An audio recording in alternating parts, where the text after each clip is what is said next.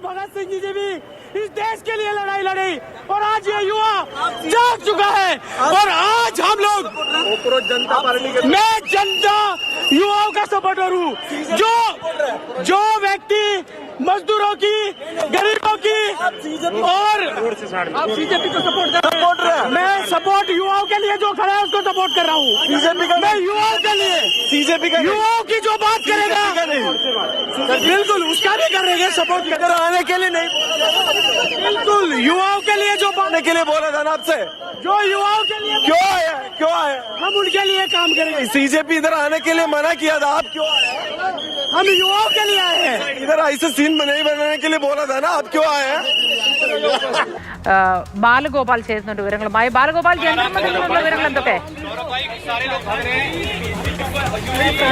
ജന്തർ മന്ദറിലേക്ക് ഇപ്പോൾ ഈ അഭിജിത്ത് അനുയായികൾ വരുന്ന ദൃശ്യങ്ങളാണ് നമുക്ക് കാണാൻ വേണ്ടി കഴിയുന്നത്. അവരുടെ ഈ സുരക്ഷാ പരിശോധനകൾക്ക് ശേഷം, അതായത് നേരത്തെ പാർലമെന്റ് സ്ട്രീറ്റിന് മുന്നിലുണ്ടായിരുന്നവരാണ് ഇപ്പോൾ ഈ പ്രദേശത്തേക്ക് വരാൻ വേണ്ടി ശ്രമിച്ചുകൊണ്ടിരിക്കുന്നത്. അതിൻ്റെ ദൃശ്യങ്ങളാണ് നമുക്ക് കാണാൻ വേണ്ടി കഴിയുന്നത്.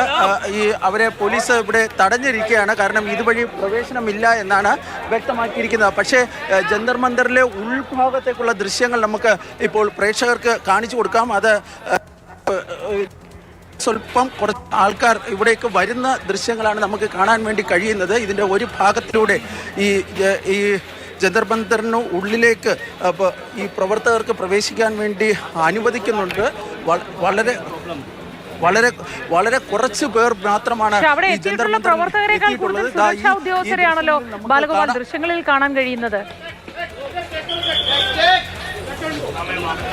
തീർച്ചയായും ഈ ജന്തർ മന്ദറിന്റെ ഉൾഭാഗത്തുള്ള ആദ്യ ദൃശ്യങ്ങളാണ് നമുക്കിപ്പോൾ പ്രേക്ഷകരുമായി പങ്കുവയ്ക്കാൻ വേണ്ടി കഴിയുന്നത്. അവിടെ ഈ ജനതാദൾ യുണൈറ്റഡിന്റെ ഓഫീസിന് തൊട്ട് താഴെ ഈ കുറച്ച് പ്രവർത്തകർ എത്തിയിട്ടുണ്ട്. അതാണ് ഇതുവരെ ഇവിടെ എത്തിച്ചേർന്നിട്ടുള്ള ഈ കോക്രോച്ച് പാർട്ടിയുടെ പ്രവർത്തകർ.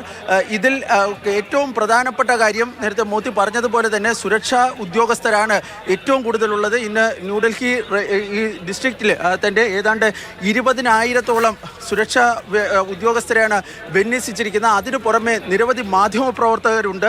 അഭിജിത്ത് ഇപ്പോൾ അരമണിക്കൂറിനുള്ളിൽ തന്നെ ഇവിടേക്ക് എത്തിച്ചേരുമെന്നാണ് വ്യക്തമാക്കിയിട്ടുള്ളത്. ഇവിടെ വേറെ ഏതെങ്കിലും തരത്തിലുള്ള സ്റ്റേജുകളോ മറ്റോ ഒന്നും നമുക്ക് കാണാൻ വേണ്ടി കഴിയുന്നില്ല. ആകെ കാണാൻ വേണ്ടി കഴിയുന്നത് ഈ പ്രദേശത്ത് സാധാരണഗതിയിൽ ഇവിടെ പ്രതിഷേധമൊക്കെ നടക്കുമ്പോൾ ഈ പ്രദേശത്തൊക്കെ ഈ സ്റ്റേജൊക്കെ കെട്ടാറുണ്ട്. പക്ഷേ ഇവിടെ സ്റ്റേജ് ഒന്നും ഇല്ല.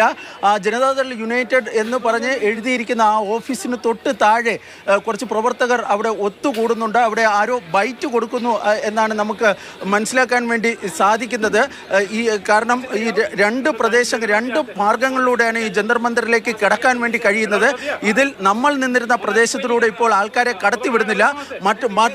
മറ്റൊരു റോഡിലൂടെയുള്ള പ്രദേശത്ത് മാത്രമാണ് ആൾക്കാരെ ഇപ്പോൾ യുവാക്കളെയൊക്കെ കാണുന്നുണ്ട് ബാലഗോപാൽ. അത് മാധ്യമപ്രവർത്തകരും ബ്ലോഗർമാരൊക്കെ അടക്കമുള്ളവരാണോ അതോ ഈ CJP പ്രവർത്തകരാണോ? മോത്തി, അതിൽ ഏറ്റവും പ്രധാനപ്പെട്ട ഒരു ദൃശ്യം നമുക്കിപ്പോൾ ഞാൻ ജഗദീഷിനോട് പറയാം, അതൊന്ന് സൂം ചെയ്യാമെങ്കിൽ സൂം ചെയ്യുക. BR അംബേദ്കറിൻ്റെ ചിത്രം അവിടെ ഉയർത്തുകയാണ്. അതായത് താൽക്കാലികമായ ഒരു സ്റ്റേജ് അല്ലെങ്കിൽ ഒരു സമരത്തിനുള്ള ഒരു സംവിധാനം അവിടെ ഉയർത്തുന്നു എന്നാണ് മനസ്സിലാക്കാൻ വേണ്ടി കാണുന്നത്. ആ ചിത്രത്തിൽ BR അംബേദ്കറിൻ്റെ ഈ ദൃശ്യം ഒരു ഫോട്ടോ അവിടെ ഇപ്പോൾ വയ്ക്കാൻ വേണ്ടി ശ്രമിക്കുന്നുണ്ട്. അതാണിപ്പോൾ നടക്കുന്നത്. ഇപ്പോൾ മാധ്യമങ്ങളെ ഉൾപ്പെടെ ഇതിലെ ഉള്ളിലേക്ക് പ്രവേശിപ്പിച്ചിട്ടുണ്ട്. നമുക്കും ആ ഉൾപ്രദേശത്തിലേക്ക്, അതായത് ജന്തർ മന്ദറിൽ ഈ സമരം നടക്കുന്ന പ്രദേശത്തിലേക്ക് ഇപ്പോൾ കടക്കാവുന്നതാണ്. അങ്ങോട്ടേക്ക് എത്തിക്കോളൂ. അവിടെ അവർ താൽക്കാലിക സംവിധാനമൊക്കെ ഏർപ്പാടാക്കുന്നു എന്നാണ് മനസ്സിലാക്കുന്നത്. BR അംബേദ്കറിന്റെ ചിത്രമൊക്കെ അവിടെ വയ്ക്കാൻ അവർ ശ്രമിക്കുന്നു. വിമാനത്താവളത്തിൽ നിന്ന് പുറത്തേക്ക് ഇറങ്ങിയ അഭിജിത്ത് ദീപ്കയുടെ കയ്യിലും ഇത് തന്നെയായിരുന്നു. BR അംബേദ്കറിന്റെ ചിത്രമുള്ള ഒരു പുസ്തകം ഉയർത്തിപ്പിടിച്ചുകൊണ്ടാണ് അഭിജിത്ത് ദീപ്കയും വന്നത്. അത് പുസ്തകമാണെന്നാണ് മനസ്സിലാക്കുന്നത്. ചിത്രം മാത്രമാണോ എന്നറിയില്ല. ഏതായാലും പുസ്തകവും പൂക്കളുമായി പ്രതിഷേധത്തിൽ പങ്കെടുക്കാൻ എത്തൂ, ആർക്ക് വേണമെങ്കിലും പങ്കെടുക്കാം എന്നാണ് ആഹ്വാനം ചെയ്തിട്ടുള്ളത്. വളരെ ചുരുങ്ങിയ പ്രവർത്തകരെയാണ് ഇപ്പോൾ നമുക്കവിടെ കാണാൻ സാധിക്കുന്നത്. ജന്തർ മന്ദറിലുള്ള തത്സമയ ദൃശ്യങ്ങളാണ്. ഏറ്റവും ഒടുവിലായി അവർ ഒരു ചിത്രമൊക്കെ വെച്ചുകൊണ്ട് പ്രതിഷേധം തുടങ്ങാൻ ഇരിക്കുകയാണെന്നാണ് തോന്നുന്നത്. ബാലഗോപാൽ ഇപ്പോൾ ജന്തർ മന്ദറിനകത്തേക്ക് കയറുകയാണ്. തത്സമയ ദൃശ്യം ആണ്. ബാലഗോപാൽ പറയൂ, പ്രതിഷേധം ഉടൻ ആരംഭിക്കുമോ? കുറച്ച് സമയമെങ്കിലും എടുക്കുമെന്ന് തോന്നുന്നു അഭിജിത്ത് ദീപ്കെ അങ്ങോട്ടേക്ക് എത്താൻ. അങ്ങനെയെങ്കിൽ പ്രതിഷേധം അപ്പോൾ മാത്രമായിരിക്കും തുടങ്ങാനാവുക. സജ്ജീകരണങ്ങളായിരിക്കും ഇപ്പോൾ നടക്കുന്നത്, അല്ലേ? മോത്തിയെ, നമ്മളിപ്പോൾ ജന്തർ മന്ദറിനുള്ളിൽ പ്രവേശിച്ചിരിക്കുകയാണ്. ജന്തർ മന്ദറിൽ പ്രതിഷേധം നടക്കുന്ന സ്ഥലത്ത് നമ്മൾ പ്രവേശിച്ചിരിക്കുകയാണ്. ഈ ദൃശ്യങ്ങളിൽ നമുക്ക് കാണാവുന്നതാണ് ഈ ജന്തർ മന്ദറിലെ പ്രതിഷേധ വേദി എന്ന് പറഞ്ഞാൽ BR അംബേദ്കറിൻ്റെ ഒരു ചിത്രം അവിടെ ഇപ്പോൾ സ്ഥാപിക്കുകയാണ്. അതിന് തൊട്ട് താഴെയായിരിക്കും ഈ പ്രതിഷേധത്തിൻ്റെ വേദി നടക്കാൻ വേണ്ടി പോകുന്നത്. ഇവിടെ നിലവിൽ ഈ കോക്രോച്ച് പാർട്ടിയുടെ പല അനുയായികളും എത്തിച്ചേർന്നുകൊണ്ടിരിക്കുന്നുണ്ട്. എന്നാൽ നേരത്തെ പ്രതീക്ഷിച്ചതിൻ്റെ അത്ര തരത്തിലുള്ള ആൾക്കാരുടെ എണ്ണം വളരെ കുറവാണ്. പക്ഷേ എന്നിരുന്നാൽ കൂടി വരുന്നുണ്ട്. അഭിജിത്ത് ദീപ്കെ കൂടി ഇവിടെ എത്തുന്നതോടുകൂടി ഈ സമരം അതിന്റെ പാരമ്യത്തിലേക്ക് എത്തുമെന്നാണ് കരുതുന്നത്. ഇവിടെ പ്രത്യേകിച്ച് ഏതെങ്കിലും തരത്തിലുള്ള സ്റ്റേജോ അല്ലെങ്കിൽ മറ്റ് സംവിധാനങ്ങളോ പ്രസംഗിക്കാനുള്ള സംവിധാനങ്ങളോ ഒന്നും തന്നെ ഇതുവരെ സജ്ജീകരിച്ചിട്ടില്ല. ഇന്ന് രാവിലെയാണ് ഇവർക്ക് ഈ പെർമിഷൻ, അതായത് ഈ പ്രതിഷേധ സമരം നടത്തുന്നതിനുള്ള അനുമതി ഈ ഡൽഹി പോലീസ് നൽകിയത്. അതുകൊണ്ട് തന്നെ മുമ്പ് യാതൊരു തരത്തിലുള്ള ഈ പ്രതിഷേധ സമരങ്ങൾ മറ്റും അല്ലെങ്കിൽ പ്രതിഷേധ വേദിയും മറ്റും ഉയർത്താൻ വേണ്ടി കഴിഞ്ഞിട്ടില്ല എന്നാണ് ഈ നേതാക്കൾ അറിയിച്ചിട്ടുള്ളത്. ഇവിടെ ഈ ദൃശ്യങ്ങളിൽ കാണുന്നത് പോലെ തന്നെ വളരെ കുറച്ച് ആൾക്കാർ മാത്രമാണ് എത്തിയിട്ടുള്ളത്. ഇവർ BR അംബേദ്കറിന്റെ ചിത്രം വയ്ക്കുന്നുണ്ട്. അതുപോലെ പലരും ഈ അവരുടെ പക്കലുണ്ട് ദേശീയ പതാക.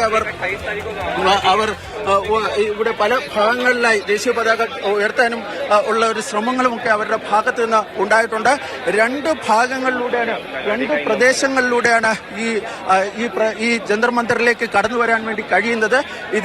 ഇതിൽ നമ്മൾ നേരത്തെ കയറിയതിന് പുറമെ മറ്റൊരു ഭാഗം കൂടിയാണ് ഉള്ളത്. ആ പ്രദേശത്ത് കൂടിയാണ് ഇപ്പോൾ ആൾക്കാരെ കടത്തിവിടുന്നത്. പക്ഷേ അഭിജിത്ത് ദീപ്കെ വരാൻ വേണ്ടി പോകുന്നത് കേരള ഹൗസിന്റെ മുന്നിലുള്ള ഭാഗത്തിലൂടെയാണ്.